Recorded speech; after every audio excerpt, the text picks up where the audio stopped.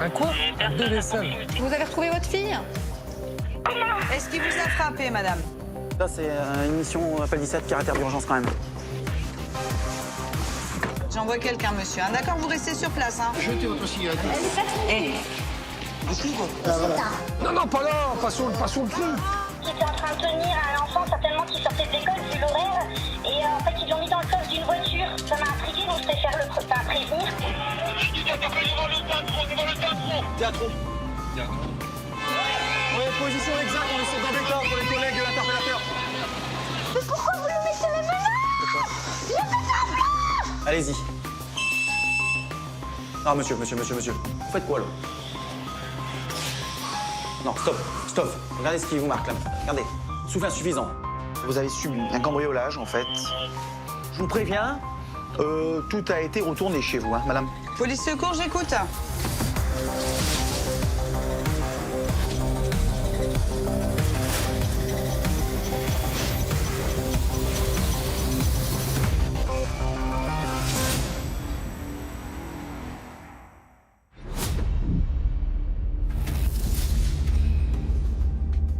Bonsoir à tous. Quand vous faites le 17 pour demander de l'aide, ce sont eux qui viennent vous secourir. Les équipes de police secours. Ce sont les premiers à intervenir, toujours sur la brèche. Ils sont confrontés aux missions parmi les plus difficiles de la police. Pour s'en rendre compte, nous avons passé plus de 2 mois au commissariat central de Lille. Ici, avec plus de 2000 appels par jour, les 64 fonctionnaires de police secours sont sous tension. Toutes les 2 minutes, un équipage part en mission. Et vous verrez que cela se déroule rarement comme prévu. Course-poursuite en centre-ville, vol à l'arraché, enfants disparus. Ces policiers font régulièrement face à des situations qui sortent de l'ordinaire. Sans parler des insultes et des menaces qui mettent leur sang-froid à rude épreuve. Tension permanente à Police Secours de Lille, c'est tout de suite dans Appel d'urgence. Dans le centre de Lille, un jour de printemps. Ce matin, alors que les hommes de police secours patrouillent tranquillement, Greg, sous-brigadier, et Tayeb, jeune gardien de la paix, reçoivent un étrange appel concernant une voiture en stationnement. Apparemment, il y aurait un bébé seul dans ce fourgon. Putain. Un quoi? Un bébé seul. Fourgon, il est là-bas. Un nourrisson aurait été abandonné dans un fourgon. Bravo, on est sur le parking des Halles. Réitérez-moi la plaque du fourgon, s'il vous plaît. Ah, on est là. Sur le parking d'un supermarché, une femme attend les policiers. C'est elle qui a alerté les forces de l'ordre.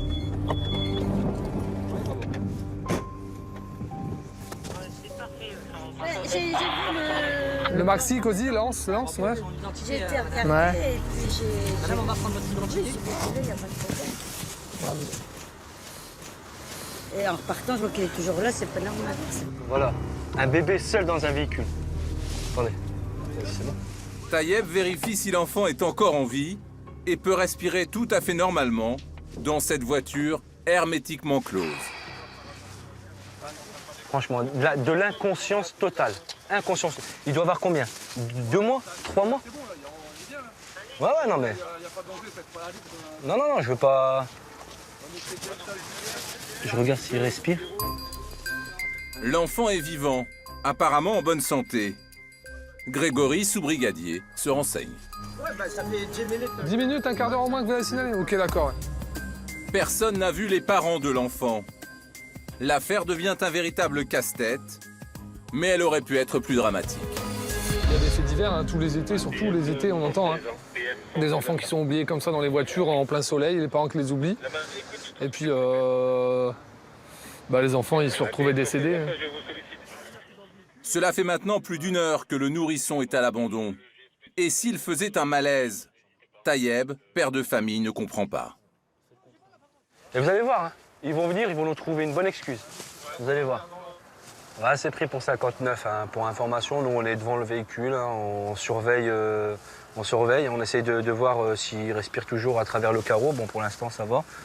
Il est endormi. Donc, on va attendre les SP. Hein.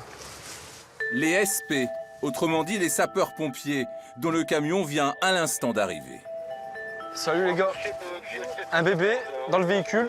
Ça fait à peu près un petit 1 heure. Une petite heure à peu près. Bon, on l'a gardé à vue, nous, depuis qu'on est à une demi-heure. Il a toujours bougé, il dort, mais il a des soubresauts. Le bébé semble en bonne santé, mais il pourrait être déshydraté. Il faut l'ausculter. Mais pas possible d'ouvrir les fenêtres. Les pompiers optent pour une solution plus radicale. Ils explosent la vitre. Visiblement, l'enfant se porte bien. Le bébé vient de se réveiller, il ne semble pas un seul instant traumatisé. Il serre le doigt d'un des sauveteurs. Tiens, j'ai des papiers d'assurance. Reste à identifier le conducteur. Pour ça, Tayeb fouille le véhicule. Ouais, merci les gars. Merci beaucoup. Hein. Merci. Allez. C'est quelle caserne, les gars? Les pompiers quittent les lieux. Quant aux policiers, ils veulent transférer au commissariat sans doute la plus jeune victime de toute leur carrière. Tayeb se métamorphose en nounou. Ça va, mon grand? Tu laisses une convocation hein, dans le pare-brise. Il rigole, comment il rigole? Ouais, bah je crois, bah écoute. Il rigole. Oh. Ça m'exaspère, ça me dépasse. J'arrive pas à concevoir que des parents censés puissent laisser un gamin en si bas âge, même n'importe quel gamin, hein, mais un gamin en si bas âge dans un véhicule, ça fait pendant autant de temps sans se soucier, sans même venir voir si tout va bien, absolument rien. Mais au moment de partir, surprise. Madame! Greg a repéré une femme rôder autour de la voiture, la mère du bébé. Ouais, TN 59 211 Bravo, je vous coupe. La mère vient de se présenter à l'instant sur le parking près de son véhicule. Madame, bonjour. Bonjour. Qu'est-ce qui s'est passé? Pour comment ça se fait que vous avez laissé votre enfant à l'intérieur de votre véhicule pendant plus d'1 heure? Vous n'avez pas pensé? Vous pouvez me présenter une pièce d'identité tout de suite, s'il vous plaît? Oui. Donc votre enfant, il est dans notre voiture là-bas, en sécurité. On a dû faire appel aux pompiers pour qu'ils cassent le carreau. On a été appelé par des gens qui stationnaient sur le parking qui ont constaté que ça faisait au moins une demi-heure. Nous, on a encore attendu plus d'une demi-heure avant votre arrivée, donc ça fait au moins 1 heure qu'il est là. Vous étiez où? J'étais au bout de la rue. Dites-moi exactement où vous étiez. Me dites pas, j'étais au bout de la rue. Chez l'opticien, d'accord. Visiblement, la mère de famille ne semble pas se rendre compte de la situation. C'est habituel ou pas? Non, non. Non? C'est vraiment exceptionnel. C'est exceptionnel? Lui, il dormait. D'accord. Et il n'y avait pas quelqu'un pour le garder chez vous? Un mari, le papa, les grands frères, les grandes sœurs? Non? C'est pas sérieux, madame. Dans la voiture, le sous-brigadier offre un petit cours d'éducation parentale à la maman. C'est votre premier enfant, madame, donc il y a des choses qui vont changer dans votre vie. Vous n'allez plus pouvoir vivre comme avant, madame. Il y a des choses qu'on ne peut pas faire avec un enfant en bas âge qu'on faisait avant quand on était sans enfant, d'accord? Et c'est pas sérieux. Je pense que vous le referez plus jamais. Cette mère de famille risque d'être poursuivie pour délaissement d'enfants. Vous allez vous asseoir à l'accueil, hein? Et puis je vais aller prévenir l'officier de police qui va vous recevoir pour vous auditionner. Mais avant, comme le petit garçon Mathias, 3 mois a faim, la mère allaite l'enfant à l'hôtel de police. Bienvenue au commissariat central de Lille, qui assure la sécurité de plus d'1 million de personnes, dont 230 000 Lillois. Avec 2 chiffres qui parlent à tout le monde, le 17, le numéro de police secours. Vous avez retrouvé votre fille? Ici, Sophie, l'opératrice, et ses collègues décrochent 24 heures sur 24. 17 police secours, j'écoute. Il est en train de tout casser dans la maison, on entend la vaisselle se casser, tout ça. Un individu frappé au sol par 5-6 autres personnes. Est-ce qu'il vous a frappé, madame? À Lille, on a des individus qui forcent les garages. Vous avez trouvé un obus dans votre jardin? 2000 appels traités par jour, dont seulement un tiers concerne une véritable urgence. Pour répondre à ces SOS, 64 hommes et femmes. Ils réalisent près de 200 000 interventions par an, soit une mission toutes les 2 minutes. Ils sont les premiers à intervenir. À chaque mission, c'est l'inconnu, l'imprévu. Ouais, effectivement, ils ont utilisé les extincteurs pour défoncer le mur. Derrière chaque porte peut se cacher un danger. Vous pouvez ouvrir, c'est la police? En permanence, ils doivent s'adapter à la situation. Vous allez faire quoi, une captation? On s'en bat les couilles de votre gueule. Psychologue un jour, Vous avez quel âge? Allez, Ça passe pas, je te dis. le lendemain conseillers conjugaux, Est-ce que t'as pas me tabasser? Est-ce que t'as pas jamais me tabasser? rentrez chez vous, monsieur, allez. des sauveteurs qui doivent garder leurs nerfs, même quand on les insulte ou les menace. Vous allez vous faire enculer, vous êtes ma boule, vous. Ça va le fusil ou quoi? Oh, vous vous calmez, monsieur, d'accord? Oh, vous vous calmez, on va discuter. Il sort ou je le Ils tue. vont sortir. Il sort ou je le tue. Eh oh. J'aurais plutôt envie de faire comprendre à cet individu que la police c'est moi et c'est pas lui. Leur objectif, dialoguer à tout prix. Je fais pas dormir. Pourquoi ils font quoi comme bruit? C'est quoi les bruits? Ils tapent comme s'ils tapaient des meubles ou des pieds. Mais également rassurer. Vous inquiétez pas, vous inquiétez pas. De toute façon, c'est pas la peine de vous déplacer pour l'instant, d'accord? Ah, je vous rappelle rapidement, monsieur, je vous rappelle rapidement. Et surtout, apaiser les tensions. À partir de là, basta, on n'en parle plus. Monsieur reste ici, vous partez là-bas et vous faites chacun votre vie. Attends, il y a 2 collègues dedans. Et parfois, utiliser la force. Voici Greg, un sous-brigadier à toute épreuve de 37 ans. Attention aux projectiles. À ses côtés, Sébastien, Seb, un gardien de la paix, coéquipier volontaire. Il faut toujours intervenir en toute sécurité hein, et toujours lever la tête hein, parce que ça peut tomber des étages. Et Taïeb, le Benjamin, qui fait ses premières armes. Et les jeunes, ils ne savent pas se réveiller là, pour avoir l'habitude. Plongé dans la vraie vie de police secours.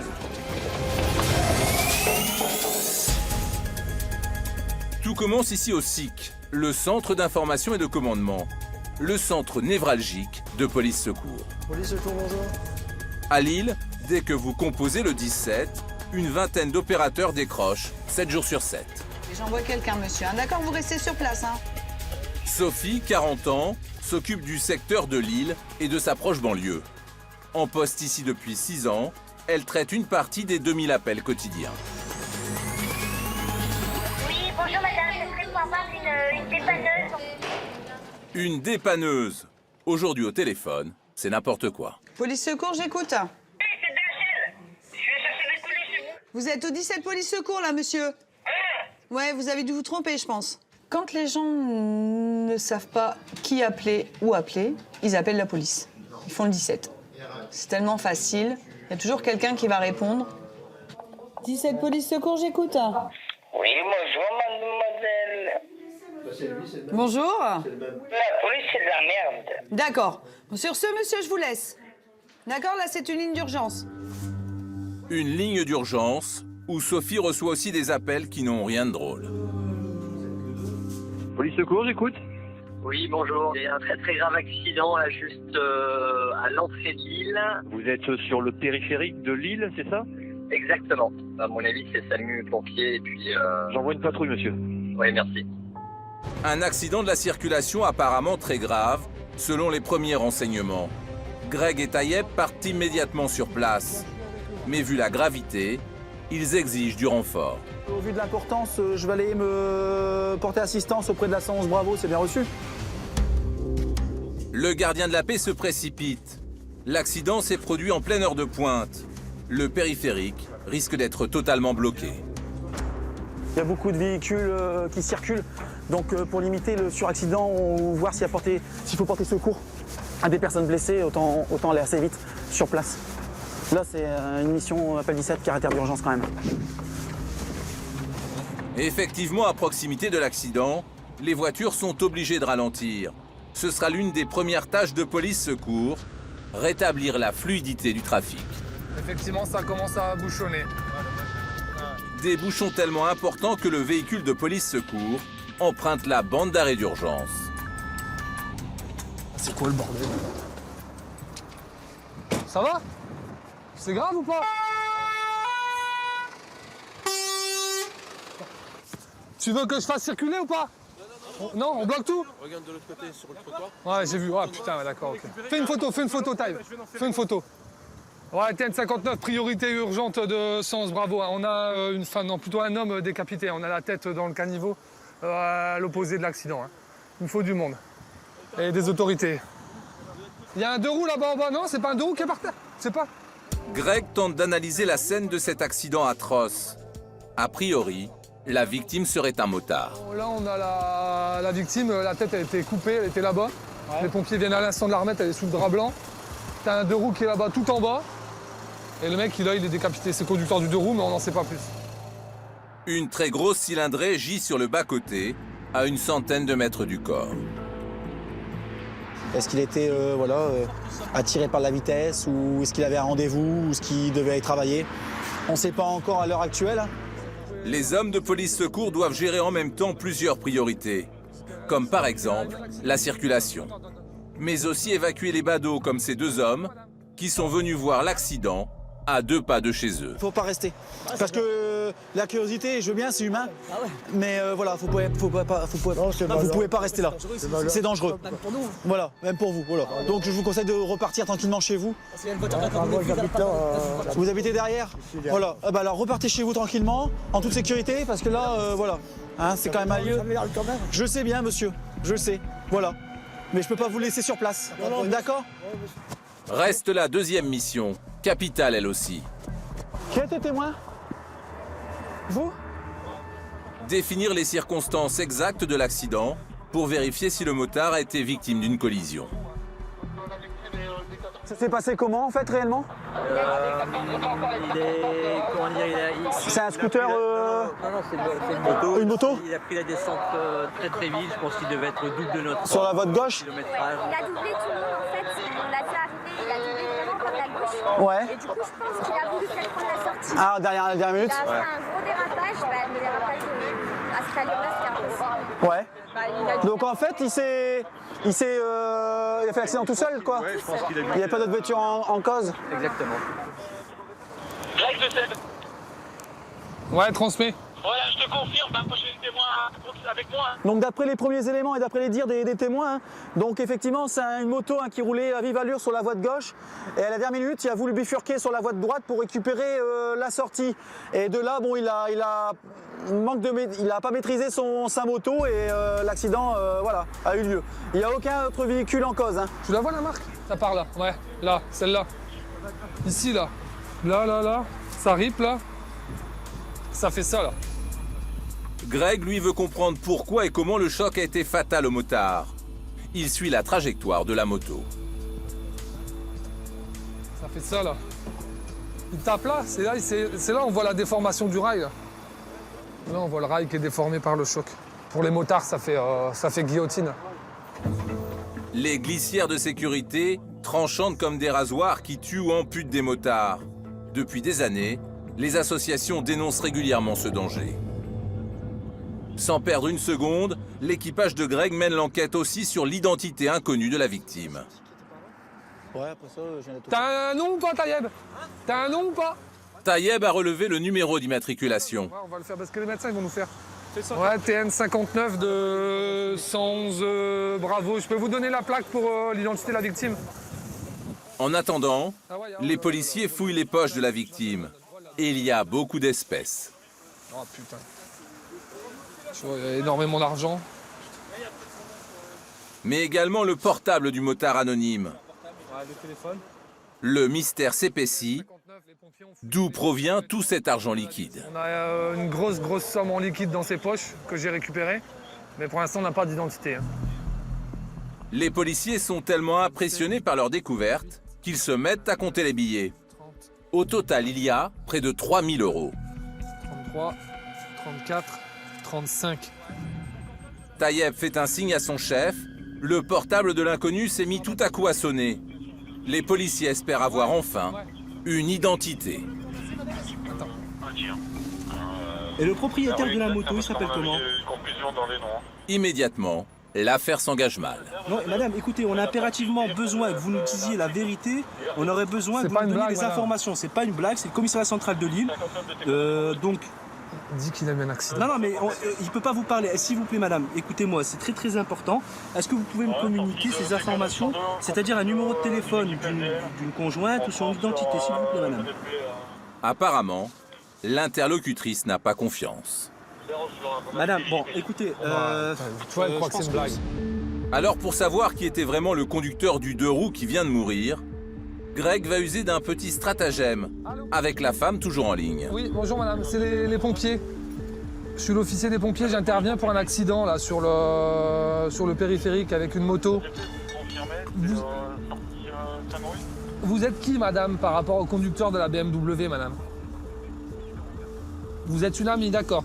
Et c'est qui le monsieur, le conducteur de la BMW? On n'a pas de nom madame, il est dans l'incapacité de nous le donner, il est blessé, on ne peut pas avoir son nom. Il n'a pas de papier d'identité sur lui, c'est comment son nom madame s'il vous plaît? J'en ai besoin, c'est pas des bêtises madame, je suis l'officier des pompiers. La femme donne un prénom et assure qu'elle va contacter des proches. Appelez son père et dites de rappeler sur son téléphone, madame, s'il vous plaît. Mais madame, je vous assure que c'est pas une bêtise. Je vous assure, vous êtes avec la police et maintenant avec les pompiers, d'accord? Merci, madame. Merci. Putain, mais ils sont bornés, les gens. Non, c'est une amie et elle va appeler son père. Elle croit que c'est des conneries. Je suis venu me faire passer pour l'officier des pompiers. Même à moi, elle veut pas me parler.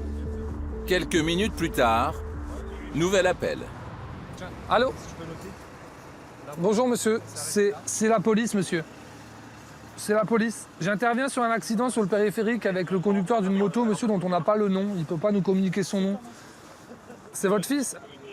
Bah, il est blessé monsieur, il est blessé mais il ne peut pas nous parler pour l'instant. Je ne peux pas me prononcer sur son état. Il est en ce moment avec les pompiers et le SAMU. On est sur le périphérique monsieur. Et sa profession monsieur, c'était quoi votre fils? D'accord, à quel endroit? Quel commerce, monsieur, il avait? La victime était un commerçant. Et les 3 000 €, la somme qu'il possédait sur lui, correspondent à sa recette du jour. Il essaie... D'accord, ok. Bon, écoutez, monsieur, je vais prendre vos coordonnées et je vous rappelle pour vous donner la destination dans quel hôpital vous pouvez aller le voir. Vous inquiétez pas, vous inquiétez pas. De toute façon, c'est pas la peine de vous déplacer pour l'instant, d'accord? Ah, je vous rappelle rapidement, monsieur, je vous rappelle rapidement. Au revoir. Ouais, bon, j'ai menti au papa. Passage fréquent ou bien point fixe? Pour les policiers du 17, c'est bientôt la fin de leur intervention. Il faut envoyer un véhicule, annoncer le décès à son père suite à l'accident sur le périphérique. Il est déjà un peu au courant, hein. Je lui avais dit qu'il était blessé grave. Bien sûr, pas rentrer, pas lui donner les circonstances exactes de l'accident et l'état du corps de son fils, hein, qui n'est pas présentable. Et surtout, ramener le papa au niveau du SDN pour qu'il soit auditionné. Reçu? Sur la chaussée, le corps abîmé de la victime, une vie brisée sur le périph' et une famille en deuil.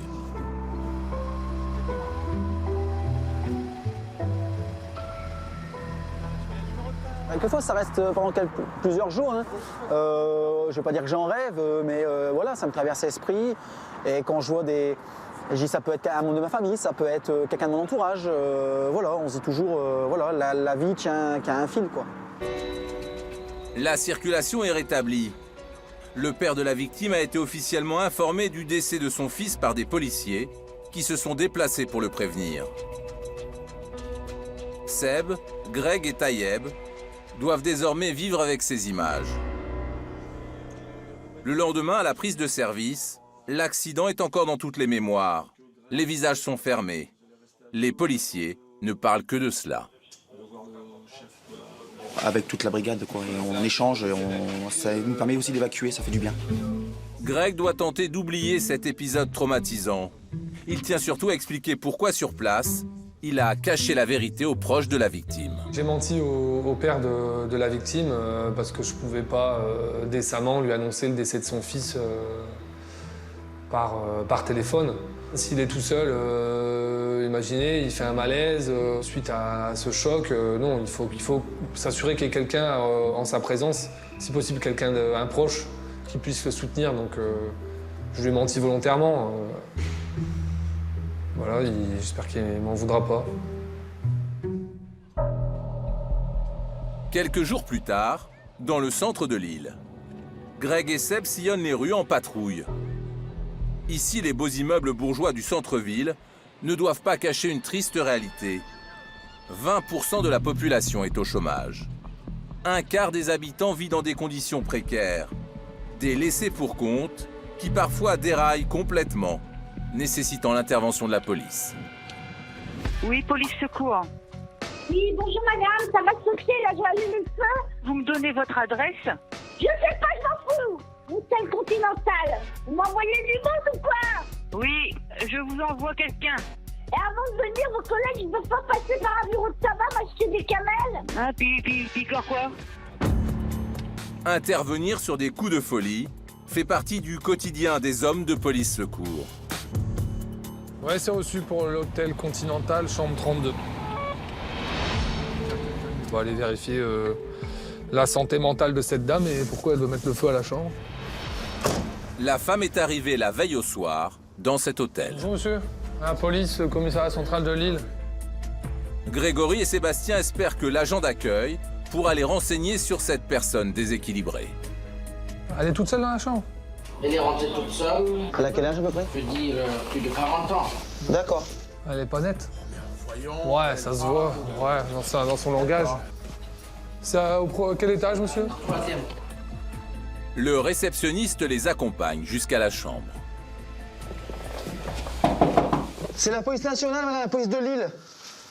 On peut... Mais si c'est des vrais policiers! Si, madame. Vous allez voir nos tenues, madame. Bah, moi aussi, j'ai un brassard de police.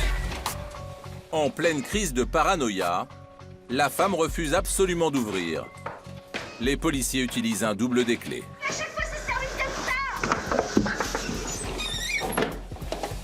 Voilà, madame. Reculez. Asseyez-vous sur le lit. Qu'est-ce qui se passe, madame? Je suis en deuil, c'est la fin de la 5e République aujourd'hui. Pour quelle raison, madame, vous avez demandé qu'on intervienne? Parce que je suis en sécurité. Là, en bas, il y a des complices de mon mari. Hier, j'ai failli me faire écraser 3 fois. On n'en est pas sorti de l'auberge. La femme est en plein délire. Son discours est abracadabrantesque. J'ai dansé comme au carnaval de Dunkerque, et putain que c'était bien! Elle en tient une bonne. Une bonne cuite? Non, non, non. On a de plus en plus de gens. Pour l'instant, on est avec vous. Plus en plus de gens qui pètent les plombs suite à des maladies, des problèmes familiaux, des problèmes conjugaux, qui perdent pied et ils se marginalisent, ils se mettent en marge de la société et qui deviennent comme cette dame. C'est des propos totalement incohérents. Ils vivent dans un monde à part. Là, allez, il n'y aura pas de tout ça, madame. Allez. Mais nous, on est un peu désemparés. Oui, c'est Sébastien. On n'est pas médecin, on ne peut pas mettre des termes sur la maladie. À part aller emmener voir un médecin psy, j'ai pas trop de solutions. Non, m'envoyez pas à l'hôpital psychiatrique. Vous avez des propos incohérents, madame. Je suis pas malade, j'appelle personne. Pour l'instant, cette femme refuse de les suivre et de voir un psychiatre. Seb et Greg vont devoir trouver les mots pour la faire changer d'avis. On va établir une relation de confiance pour qu'elle accepte de nous suivre. C'est pour ça que j'ai dit de venir avec vous, alors dépêchez-vous. On va pas faire ça en force, mais je pense qu'en discutant, elle va nous suivre. J'ai ramené des cadeaux pour vous. Parce que c'est pour vous, ça vient de Bretagne. J'aime la Bretagne, caramel au beurre salé. Et là, c'est quoi? C'est des sacs de... Oui, tout à fait, madame. On connaît la Bretagne quand même. Hein. C'est un beau pays, c'est une belle région. J'ai passé 1 an à Vannes, à l'école de police. Ah ouais? Vous connaissez Vannes, dans le Morbihan? Une belle ville, hein? Une fois la confiance rétablie, les policiers insistent pour qu'elle se fasse hospitaliser. Est-ce qu'on peut éventuellement vous nous accompagner au pire? On fait un long tour alors.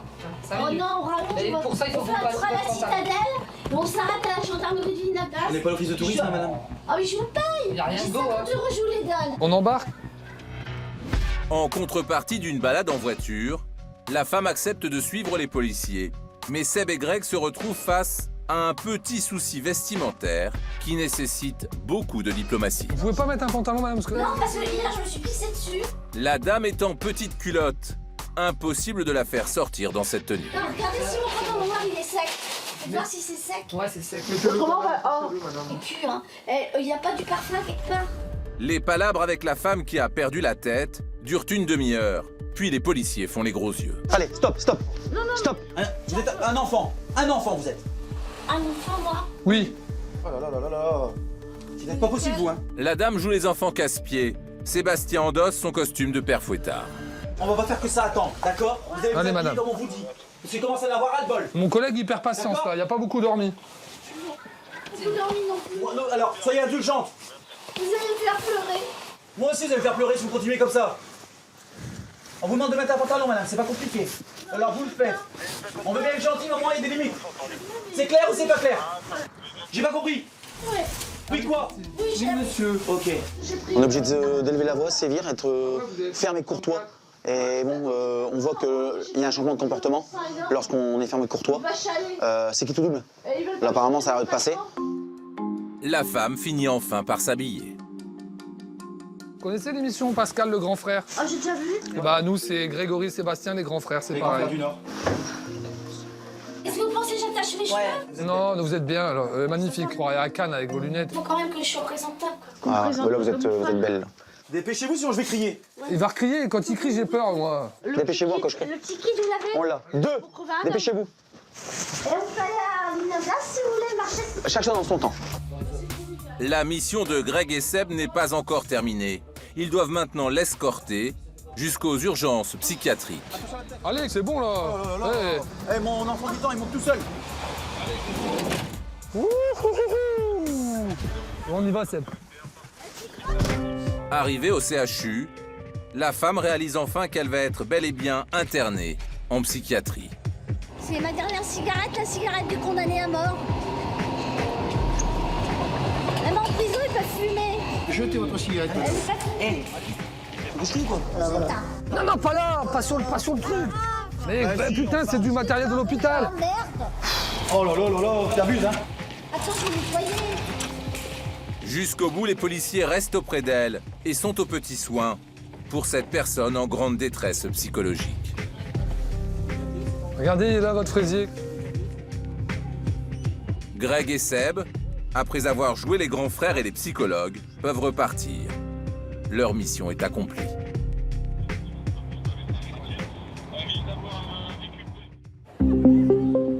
À Lille, pour la police, la nuit rime souvent avec gros soucis. Ici, l'ivresse sur la voie publique est un problème réel, à tel point que la préfecture a dû, pendant un temps, interdire la vente d'alcool à emporter après 20 heures. Hôtel de police, dimanche matin, très tôt. Il est 4h30. L'équipe de jour prend la relève. Sébastien, 37 ans, va chercher la tenue qu'il porte depuis près de 15 ans, celle de gardien de la paix, un uniforme symbolique à ses yeux. Quand je revêtis mon uniforme, c'est pas que je deviens un autre homme, c'est que je suis toujours le même.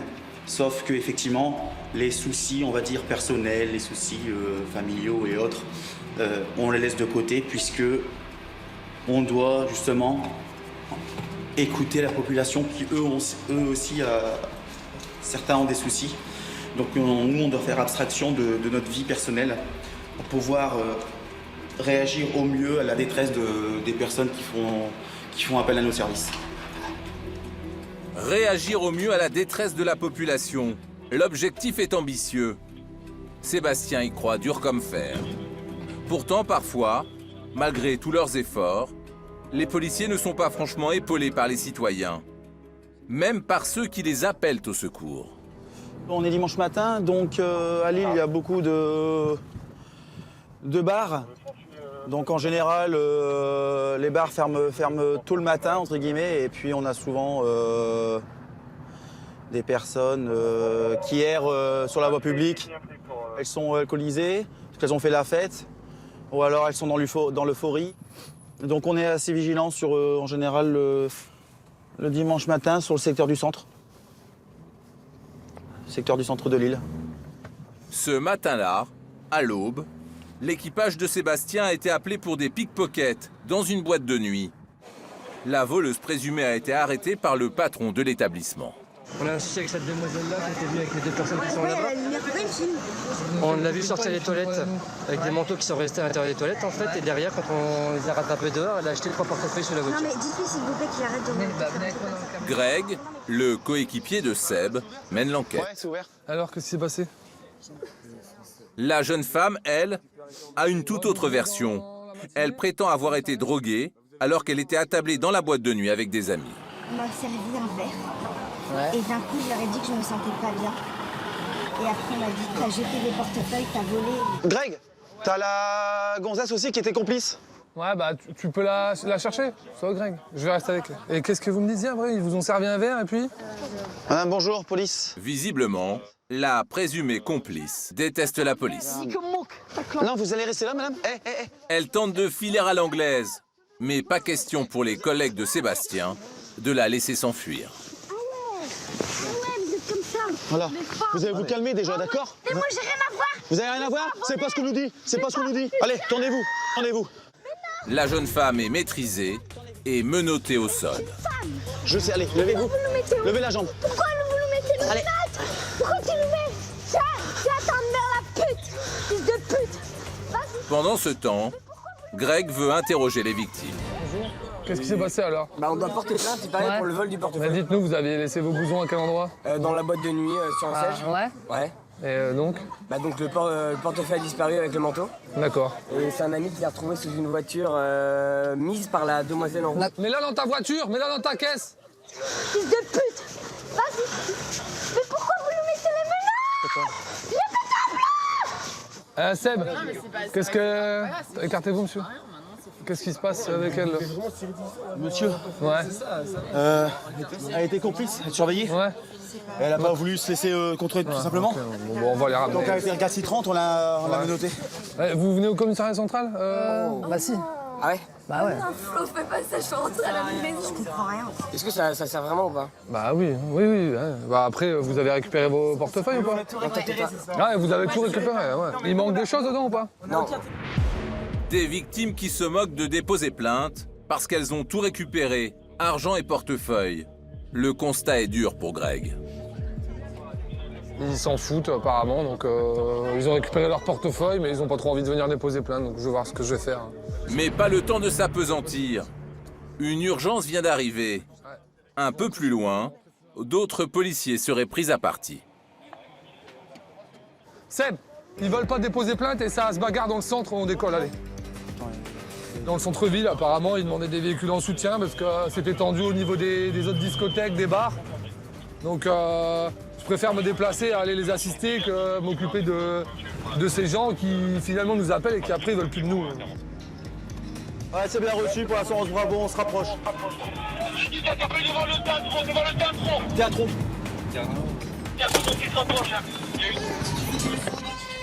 Lorsque Sébastien arrive sur place, la situation est tendue. Ouais, les collègues qui sont à l'interpellation, précis.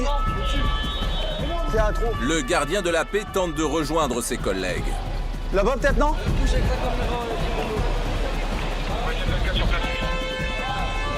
Ouais, position exacte, on est sur Gambetta pour les collègues de l'interpellateur. Un véhicule bloque la route, empêchant toute circulation. La police a interpellé le conducteur, qui a pris un sens interdit et aurait tenté de foncer sur les forces de l'ordre. Mais il arrive sur moi aussi, il a fait nous percuter. Le nouveau derrière, il débloquait sa pièce, il lâche la bagnole. T'as une pièce d'identité, t'as quelque chose? T'as quoi sur toi? Attends. L'homme refuse d'admettre qu'il était au volant. Attends, bouge pas. La voiture, elle a qui alors? À la matin. C'est la mec qui roulait. Non, c'est toi, t'étais tout seul dans la voiture. T'as lâché la bagnole tout seul. T'as lâché la bagnole chez lui tout seul. Quand? L'homme est interpellé et livre à Sébastien son explication. Il prétend en fait qu'il tentait de fuir de mystérieux individus qui le pourchasseraient. En gros, c'est vous la victime, quoi. Si tu t'es fait agresser là, explique-moi pourquoi t'étais là-bas en voiture, t'as pris tout sens interdit pour revenir ici. Déjà, vous prenez des risques, il y a du monde, hein, vous foncez sur les collègues. Franchement, je comprends pas. Bah si, monsieur, sinon on serait pas là. Le suspect est transféré au commissariat. Les policiers doutent de sa version pour une raison toute simple, qu'ils vont s'efforcer de vérifier.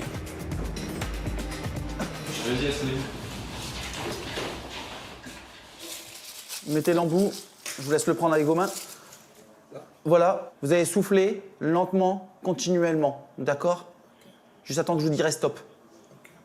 Allez-y.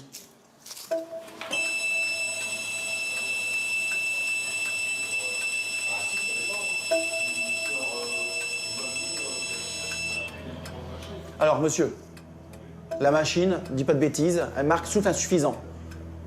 D'accord? Donc vous allez faire l'effort de souffler correctement. Alors maintenant, vous allez attendre et vous allez ressouffler. Non, vous le laissez et vous ressoufflez correctement, monsieur. Faites pas semblant de souffler, c'est pas la peine parce que la machine, elle le voit. Allez-y. L'homme tente-t-il de masquer son taux d'alcoolémie? En tout cas, visiblement, il y a un problème. Non, monsieur. Vous faites quoi, là? Non, stop. Regardez ce qui vous marque, là. Regardez. Souffle insuffisant. Alors arrêtez de jouer, parce que moi j'ai pas envie de jouer, je vous le dis tout de suite. D'accord? Non, vous soufflez pas parce qu'il marque souffle insuffisant. Donc vous faites un effort, monsieur? Peut-être c'est votre machine? Non.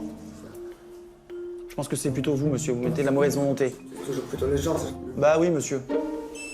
Allez-y.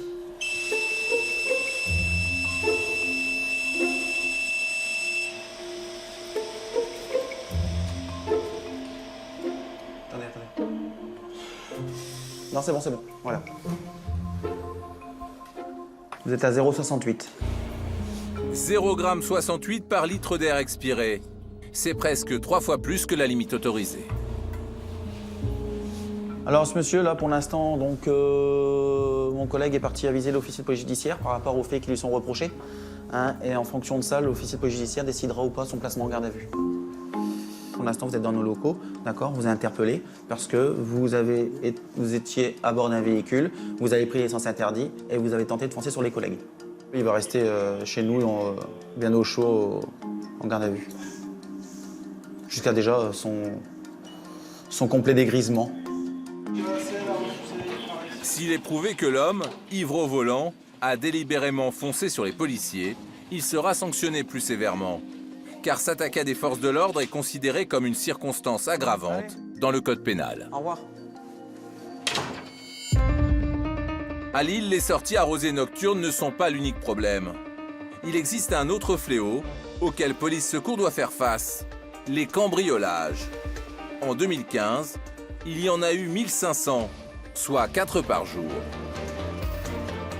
Justement, ce matin, Seb et Greg sont appelés pour une effraction chez un particulier. Putain, ça tombe, c'est ça. Putain. C'est une voisine qui a appelé le 17. La maison est fermée, enfin presque, car la porte d'entrée est défoncée. Allez, il se passe cool. Y'a quelqu'un? La trace de pesée, elle est là. De peser, Je l'ai posée. avec un tournevis, je suppose. Non. Et puis déboîte juste l'encadrement, la garniture de la porte. C'est un coup classique. Et après, open, et on y va, on fouille tout, on prend le temps. C'est la police, y'a quelqu'un? Les voleurs sont peut-être encore à l'intérieur. Les policiers, prudents, mettent la main sur leurs armes de service. C'est la police? Bon bah, c'est clean, y'a personne. Les cambrioleurs ont débarrassé le plancher en laissant la maison sans dessus-dessous. Putain, ils ont tout retourné. Oh, le saccage! Dans toutes les pièces, partout la même scène. Le désordre, le chaos. La chambre des parents, on a totalement fouillé, les armoires toutes ouvertes. J'imagine un peu le traumatisme pour ces gens, de retrouver leur maison et leur chambre comme ça doit pas être facile. Puis là, c'est leur intimité qui est fouillée, hein, c'est tout, les vêtements, les sous-vêtements, les papiers, perso. Les cambrioleurs ont même fouillé les chambres d'enfants. Ils vont jusqu'à ouvrir le coffre à jouets, le tiroir à vêtements, l'armoire. Qu'est-ce qu'ils pensent trouver dans l'armoire d'une gamine de 10 ans, quoi? Je sais pas, je suis complètement déboussolé par les bêtises de certaines personnes. Les policiers sont habitués à pénétrer dans des maisons mises à sac. Mais un saccage d'une telle ampleur, cela fait longtemps qu'ils n'avaient pas vu cela. Là, c'est quand même rare. Là, on voit qu'ils ont quand même pris leur temps. D'habitude, ils font très vite, ils font le rez-de-chaussée en vitesse. Mais là, ils ont bien pris leur temps. Impossible pour Greg et Seb de quitter les lieux. La porte de la maison est grande ouverte et des intrus pourraient à nouveau y pénétrer. On va pas partir comme ça à l'arrache, comme des voleurs, justement. On est quand même des policiers avant tout et voilà, notre travail, c'est aussi de protéger les lieux, quoi, pour éviter toute nouvelle intrusion aussi. Il faudra donc attendre le retour des propriétaires. On va leur annoncer une mauvaise nouvelle, on va leur gâcher leur week-end. Reste à trouver les coordonnées des propriétaires. On n'a pas de portable, on n'a rien. Donc quand c'est comme ça, malheureusement, on doit fouiller un peu dans l'intimité des gens, en espérant trouver des documents administratifs sur lesquels ils ont rempli leurs identités complètes avec leur téléphone portable. Là, j'ai rien.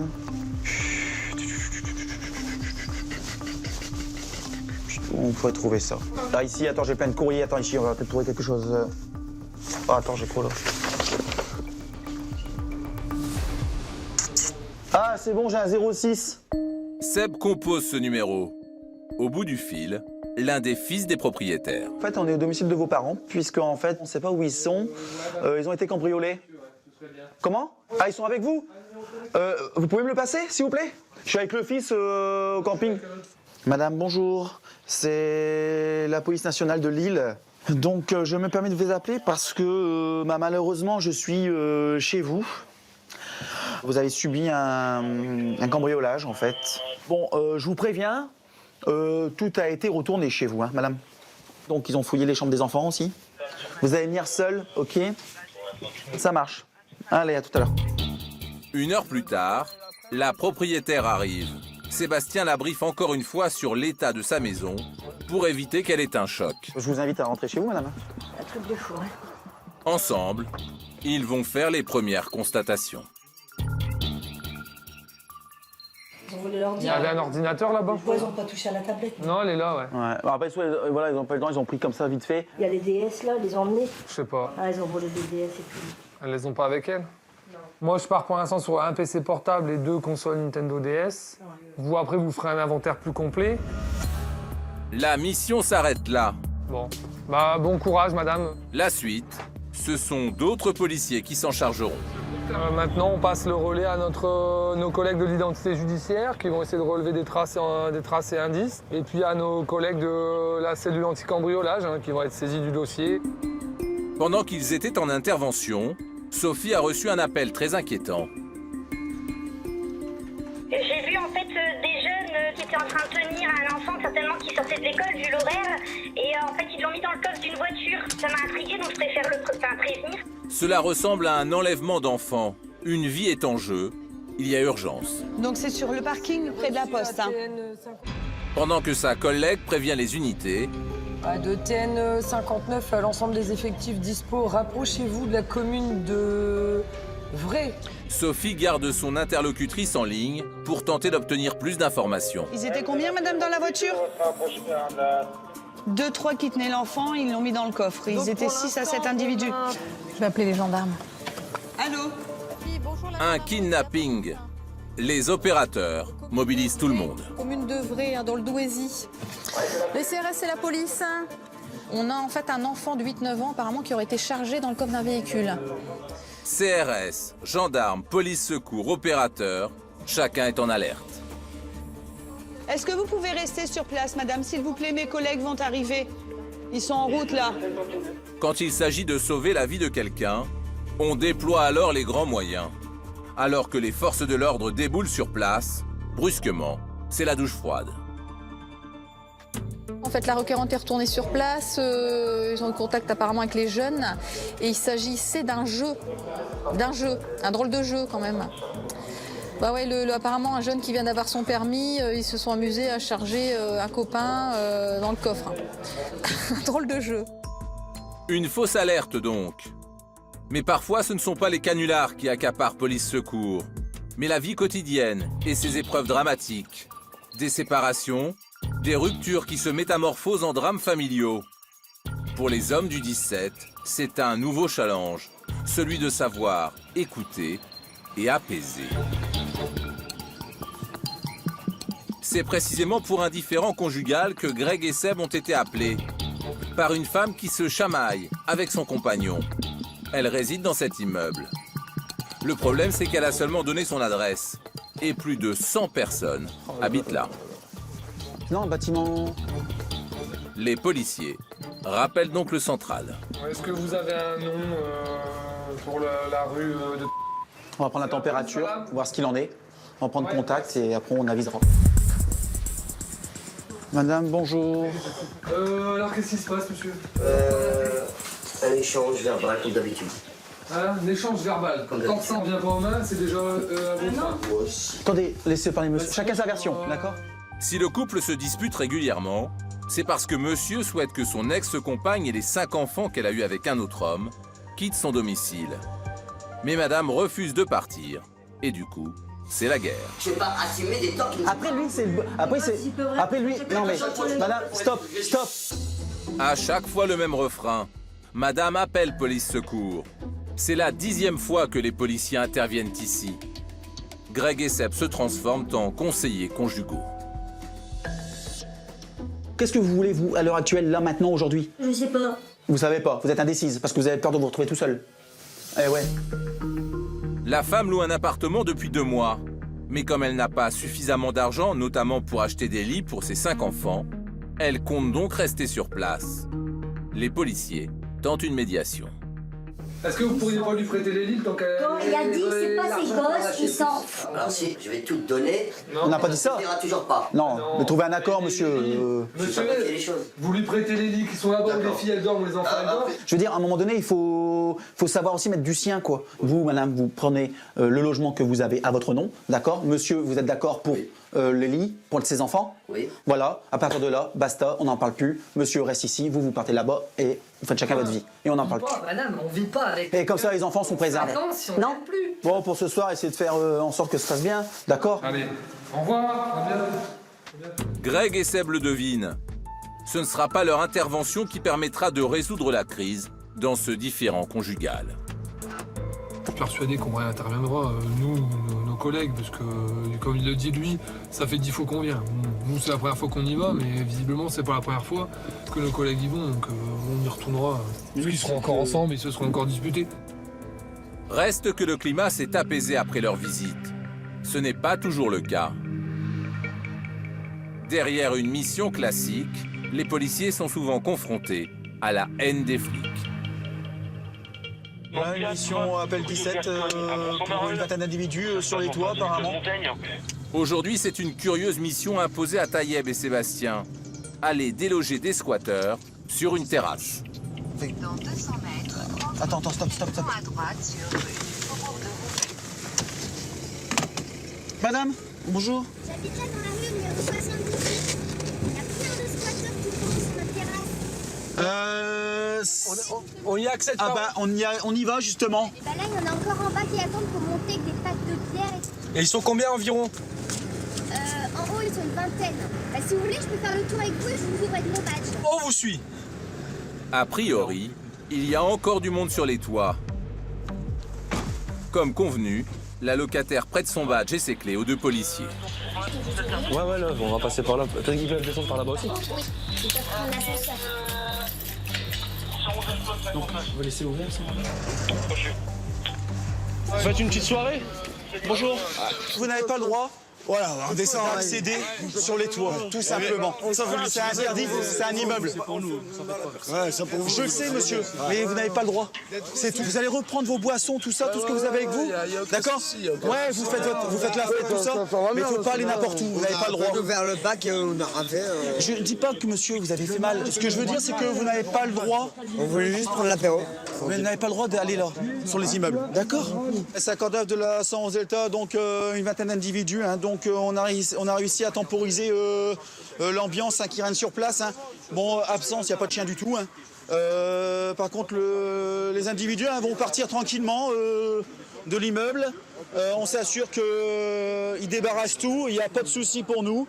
On a géré au mieux. Les squatteurs ont été délogés en douceur. La terrasse est vide de tout occupant. Ça s'est déroulé pacifiquement, on a réussi à entamer le dialogue avec eux, même si au départ c'était pas facile. Ils sont alcoolisés, ils sont sur un toit. On dirait pas trop comme ça, mais ça fait haut quand même d'en haut. Mais ce qu'ignore Tayeb, c'est qu'il n'en a pas fini avec cette petite bande d'agitateurs, bien décidés à ennuyer les forces de l'ordre ce matin. Alors que les policiers pensaient avoir réussi leur mission, ils sont interpellés par un riverain. C'est vrai? Comme quoi? C'est pas autre chose de faire chier des gamins. Invitez-les chez vous. Et on est vraiment dans un état policier, ils ont raison, là, c'est vraiment con en fait. On est con. Putain, vous avez vu? C'est la grande différence entre les requérants et ce genre de personnes qui pensent qu'on est là pour emmerder les jeunes, d'après leurs propos. Je reprends leurs propos, bien sûr. Apparemment, on ne devait pas faire ce qu'on a fait là. Bon, ok. Des policiers insultés parce qu'ils font leur métier. Tayeb préfère en sourire. Mais à peine de retour dans la voiture, revoilà la petite bande d'agitateurs. On a le groupe d'individus à une centaine de mètres devant nous là. Ils sont sur le pont du périph'. Les squatteurs de la terrasse se sont installés ailleurs, au-dessus du périphérique. La police craint que, vu leur état d'ébriété, ils ne jettent des canettes de bière ou autre chose sur les automobilistes. Bon, Greg, je t'explique. Les mecs, ils sont une vingtaine, donc ils ont bu un coup, tu vois, un peu, voilà. Donc ils se sont déplacés, donc rue d'Athènes jusque-là. Là, c'est bien un cul-de-sac. Ouais, on peut y accéder. On peut accéder là. à pied. Les policiers ébauchent un plan d'attaque pour disperser cette bande de turbulents fêtards. Puis l'ordre est donné d'intervenir, et cela d'autant plus qu'entre-temps, sur le périphérique, l'ambiance a brusquement changé. Les manifestants commencent à danser. Devant l'arrivée des forces de l'ordre, les perturbateurs choisissent de battre en retraite. Je prends pas de risque, hein, laisse partir. Le principal, c'est qu'ils soient plus au-dessus du périphérique. Après, on s'en fout, ils iront finir leur fête chez eux. Ils sont en train de nettoyer le site. Mais alors que tout le monde s'éloigne, Greg met la main sur une pancarte avec un slogan qui pourrait bien expliquer le pourquoi de ces occupations hors la loi à répétition. All cops are bastards. C'est de l'anglais qui veut dire tous les policiers sont des bâtards. C'est des gens qui nous aiment pas trop, qui nous aiment même pas du tout. Des manifestants anti-flics qui ont quitté le parc. Les hommes de police secours espèrent bien les disperser plus rapidement. Ton pote. Déjà, donne-moi ça. Regarde derrière les voitures. Un des manifestants s'est glissé derrière un véhicule.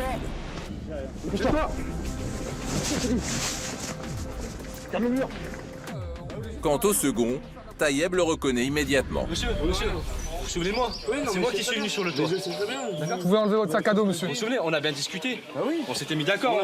On vous a dit quoi? On vous a dit monsieur. On a fait quoi aussi, monsieur? Vous avez fait quoi? Vous êtes mis au-dessus d'une autoroute, monsieur, vous avez présenté une carte. Une pancarte. Donc vous savez très bien ce que ça signifie. Non mais on sait c'est qui. C'est votre ami qui est là-bas. On l'a vu. Vous étiez avec lui, vous êtes sauvé avec lui. Donc on vous contrôle. Vous étiez au-dessus d'une autoroute, monsieur. Vous plaisantez? Vous consommez de l'alcool au-dessus d'une autoroute. Et vous faisiez quoi? Vous nous faisiez des doigts d'honneur? De là où on vous a vu. Vous pensez que c'est un comportement à avoir? Ah voilà, c'est très bien. Je sais très bien. C'est vraiment les anarchistes qui Ok. On n'est pas des anarchistes du tout. Allez, à tout à l'heure. Ah, excusez-moi, mais vous savez ce que ça veut dire, ce que vous avez écrit sur la page? J'ai rien écrit, je sais même pas. J'étais avec des collègues, je sais pas ce qu'ils ont mis. Je sais même pas qu'ils ont mis une pancarte. Ah, vous savez pas arrêté, ils l'ont brandi comme ça devant vous. Ils l'ont mis en direction de l'autoroute afin que tout le monde puisse le voir. S'ils ont écrit, moi, je m'en fous. Je suis pas. Qu'est-ce que vous avez contre les policiers en fait? Bah, c'est l'oppression, enfin, je sais même pas quoi vous dire, on sait même pas. C'est contre tout en fait. Ouais, non mais c'est ça. on est des branleurs, c'est tout. On est juste des petits cons, on est des petits cons. Vous voyagez, vous avez vu d'autres pays, ce qui se passe dans d'autres pays, non? Vous avez eu l'occasion de voyager dans votre jeunesse? Mais c'est pour ça que je vous invite à aller voir ce qui se passe ailleurs et vous allez voir la chance que vous avez de vivre en France. C'est pour ça que monsieur, je vais pas aller me rebeller pour faire quoi? C'est pas dans votre intérêt, de toute façon on n'a pas. Vous avez pas commis un crime de sang. Ah non, mais je sais très bien. Le fêtard sera remis en liberté. L'autre jeune homme, l'auteur de la fameuse pancarte, pourrait être poursuivi pour outrage, puni de 6 mois de prison et 7 500 € d'amende. Une journée presque normale pour Greg et Taïeb.